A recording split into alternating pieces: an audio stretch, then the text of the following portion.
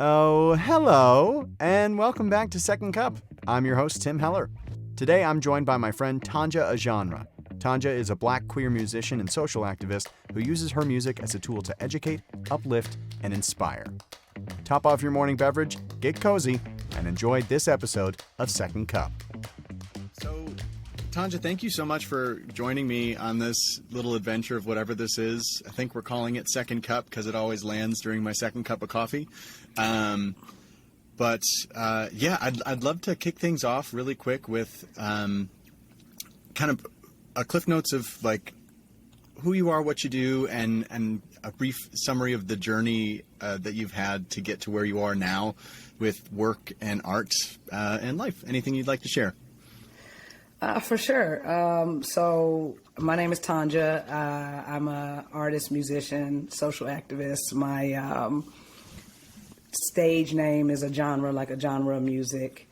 I've been doing music in Chicago for many years. I'm not going to age myself, but I did do like the traditional things like go to college and work a 9-to-5 job. And, you know, I'm working now. I have a 9-to-5 job. I'm not going to say with who. You know with who. I do. It's a wonderful And your secret. Episode dropped today, by the way. No way. Know that? I was, yeah. Surprise. It dropped today.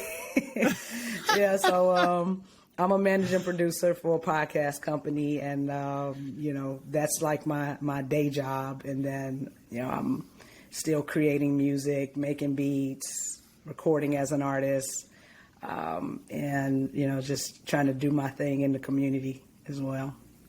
Yeah, that's awesome. So with your music and everything, you were going like soup to nuts, top to bottom. Like you are producing, recording, everything is all you. No. So I work with a team. Level Next Music is my team. And so cool. I can make beats, but there is an in-house producer, Ivan Dupay. And so like I can make beats, I can write a song, but when my song actually comes out, he's the one that makes it sound like a record. Got it. Very cool. And you mentioned you wanted to talk about the hashtag mood challenge. And so I wanted to learn a little bit more about that, what the story is with that, and how people can find out more about what that is and how to take part. Yeah, well, the mood challenge is basically, it came about because I released a single called Mood. And my mentor is, I've been working with him for a long time, Ivan, who I mentioned a minute ago. He instilled in me that it's not what you do to your music, it's what you do with your music. So anytime I have a release, it has to be some kind of vehicle for something that I could do something for somebody else, or that I could like inspire or just provide something on a deeper level. Now that could be just like how much I share, you know what I mean? Or that could be like some kind of campaign that I attach to it. And so this particular one is where, inflation is the talk of the town right now. Inflation, recession, and gas prices. And so it started out with just me and one of my other teammates, Quo, going out and giving people gift cards at the gas station just to help them out with gas. Then we started to go into grocery stores. And what it really comes down to is that like many people that you meet do not believe that somebody genuinely wants to do something nice for you without anything in return. Yeah. You would be so surprised how many times we walk up to these people and like, one, I'm either gonna get punched in the face or two, they think it's some kind of scam. Like, I'm giving you this gift card and like, you got to give me something in return. Like, not most of the time I say something like, you can give me a hug. And then like, they just throw their hands up and give me a hug. But essentially it's to just inspire acts of kindness. Like we're doing it in the form of giving out gift cards at the gas station or the grocery store, but it's just a simple act of kindness that we don't expect anything back in return. That is so cool. And I've seen a lot of your TikToks. We are friends outside of this, and so I've been able to see a lot of that. But where can people find some of those videos and find you and your music as well on social and online? For sure. You can find my music on levelnextmusic.com. You can also find it on Level Next TV, on YouTube. The Giving Mood Challenge, I've been posting those on TikTok and Instagram under Ajonra. That's spelled phonetically Ajonra. And you can see all those videos there. I got them pinned to the top. Awesome. And it was funny what you said about the people's reactions to being approached and not needing anything, not needing or wanting anything in return. And when I was living in New York City for a while, the first building we moved into, I gave myself a rule of, if I see this person 3 times in a week, I'm just going to say hi and introduce myself, because we live next to each other. We're I feel like I should know their name. And this is probably like painfully Midwestern to do, especially in the city, but it's, it generated a lot of really wonderful conversations. And one of the people that I ended up befriending in our first apartment complex was this guy. We were out for drinks after, 6 months of just talking in the gym. He was like, Tim, when you came up to me, I thought, this guy wants one of 2 things. He either wants my money or to fuck me. And I was like, wow. Okay. We'll call him, Daniel. I was like, all right, Daniel. You can flatter yourself, but like I'm fine on both. I don't need anything from you. I just wanted to talk, and I'm glad you were able to overcome that hurdle. Well, I have to approach people really slow. Like the other part of that is that I'm not going to affluent Chicago neighborhoods, right? You know what I'm saying? I'm going like in the place where I grew up. I'm going in Inglewood. I'm going on the west side of Chicago, like in places where the economic disparity is a little bit, it's wider than what you will find like on the Gold Coast or South Loop. I'm not going in those neighborhoods and giving people gift cards, right? So, those people might look at the gift cards and be like, only $100? What am I supposed to do with this? Where's the rest? Yeah, no, you're right about that. But yeah, no, so I'm going in neighborhoods where like you might expect somebody walking up on you is not might not have the best intentions. So I have to approach people slowly. Usually I call out to them from like a little bit of distance and say, hey, are you getting gas? And they'll be like, yeah. And then I'll be like, well, I just want to help you out with your gas this morning. And they like, what? Why? How? And so you'll see that really see special. that in the videos, like particularly women and men of a certain age. Like you can see like the face they make. Like I love the face and the initial face. Like I wish we could get a super cut of just the before and afters, because I think one of the more recent videos you posted was in a supermarket, and you walked up to this older woman and she just goes. And then her eyes get a little wider when you say what you're going to do. And then it's like, oh, okay. This is this is a good thing. This is sweet. That's Peggy. Oh, Peggy. Yeah, that was Peggy. But and have any of those interactions turned into relationships that have, like, you run into them more on a regular basis? Or is it more usually pretty much just like you see them and it's a one-off thing, you don't run into them very often again? For the majority, I haven't run into them again. The West Side neighborhood that I went to is a little bit further than where I live, but I have forged a relationship with one girl. Her name is Lonnie. Well, 2 actually. Lonnie. She lives near me, and she invited me to a get together she was having at her place, and so I went over and hung out. Lonnie. And then there's an artist named Royalty. She does music, and we've been talking on social media. And she actually my song Mood is out, and she actually did a remix and put like a verse on it. So Yeah, so two of them. That is so cool. Two of them I have forged relationships with. And then one, the very first woman I gave a gift card to, I believe her name is Anita. Her son reached out to me on social media and said, like, hey, that's my mama.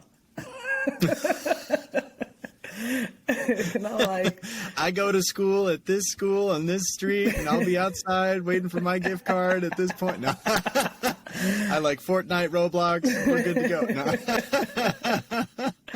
Some of that is coming though. Some of the I'm starting to get messages, from people. Oh, really? Yeah, where they're like, of requests. I'm in this neighborhood, or like, I'm going through this. So. Yeah. How do you navigate those conversations, or if you even engage? Well, part of like the main thing that I want to do is like, I want to create an action, like it's not just like I'm just want to be. I'm not rich, right? So like I'm giving what I can, and the way that I navigate it is like showing empathy and compassion to the person that's reaching out to me, but also like letting them know like this is an act of inspiration to inspire, do something. It could be something small. We can all do something with what we can.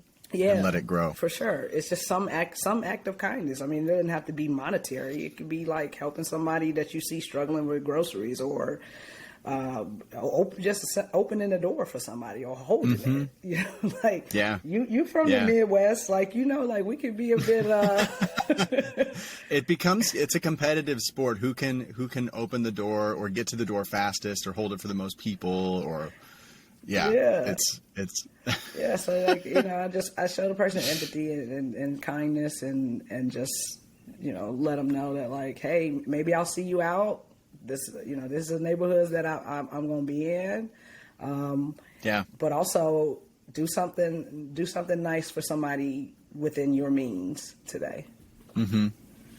That's awesome, Tonja. Now, switching a little bit to, content and being an artist and running your own business while working a 9-to-5, because we've both worked for a certain fruit company before.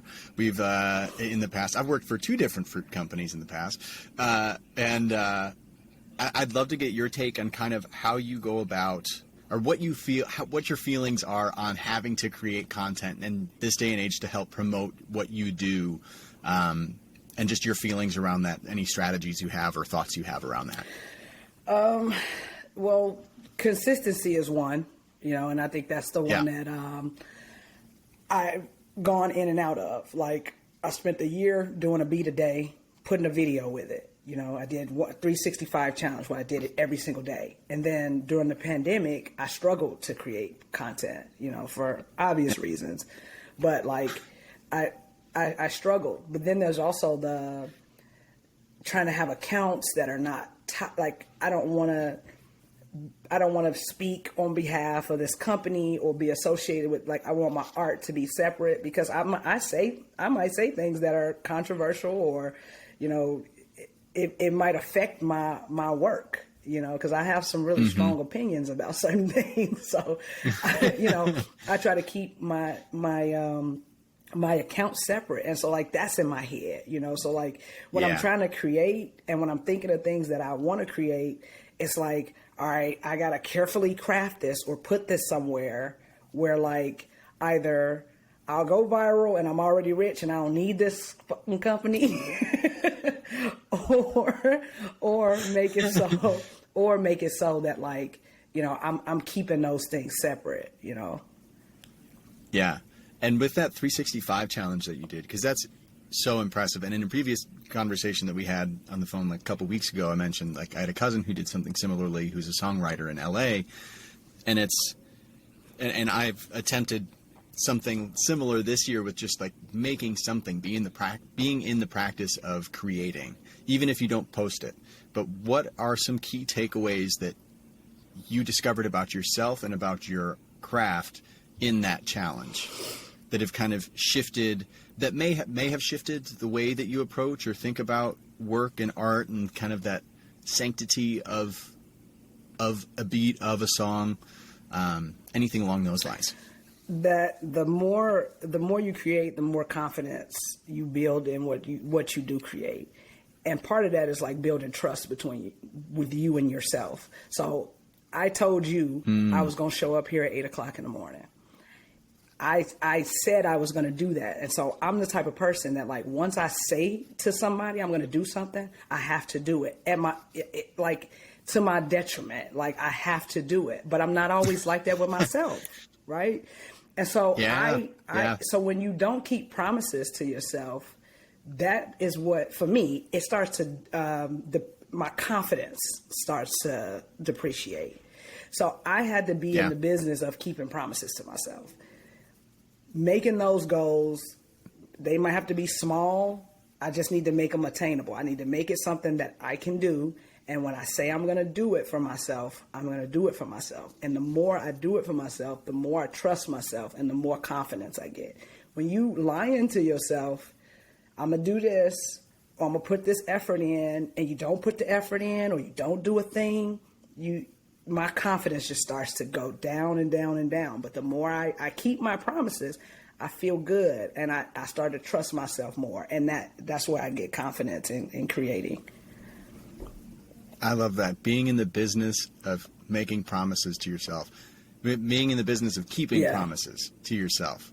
Yeah. I think, if anything, if anybody, whoever's listening to this, if they're struggling as an artist I talk to a lot of people who are artists trying to run their careers more like a business and how to separate the two. And I think that is such a key component and such a wonderful place to start, is to just start by keeping promises to yourself. Because you're right, it does. It makes you trust, and I think it helps you develop a healthy dose of fuck it that you need. And that growing up as a people pleaser, at least for me, I was like, I just wanted everybody else to be happy, even if I was in pain. I wanted to hold the door as long as possible for the entire neighborhood to come in before I could walk in.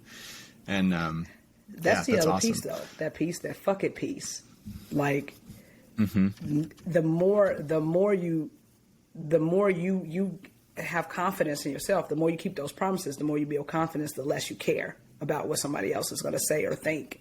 And that could be the thing that's been a barrier for me too. Like, and I'm sure as creative people, like, we worry about who's going to like this, who's going to receive it.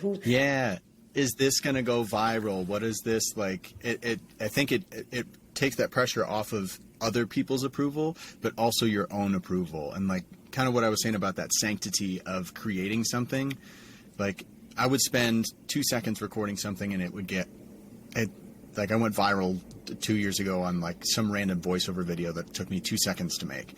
And then I spent a bunch of time editing something and I was like, oh, this is going to hit, this is going to slap. And then it was like, and nothing happened with it. And I was all butthurt about it. And I was like, okay, well, now I just need to, like, it was just a wonderful example of, you just got to say fuck it. And you got to make it shitty first and just send it out. It's that consistency, like you said.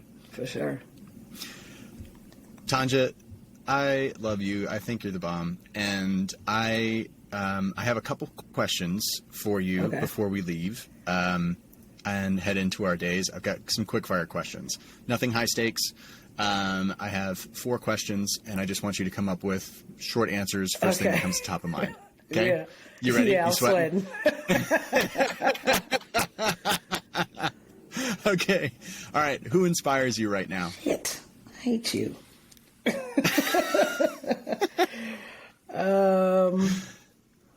It's supposed to be quick fire. Damn it. Quick fire. We'll start over. Who inspires you right now? Ooh, yes, correct answer. Piece of content or an artist that you're devouring right now? Damn it, what is the name of it? So, can you can cut this, right? I try not to for my own sanity, but we can cut. Something theory. It's, damn it. Here he is. His name is Tom Bilyeu. Tom Bilyeu. Damn it. I'm sorry, Tim.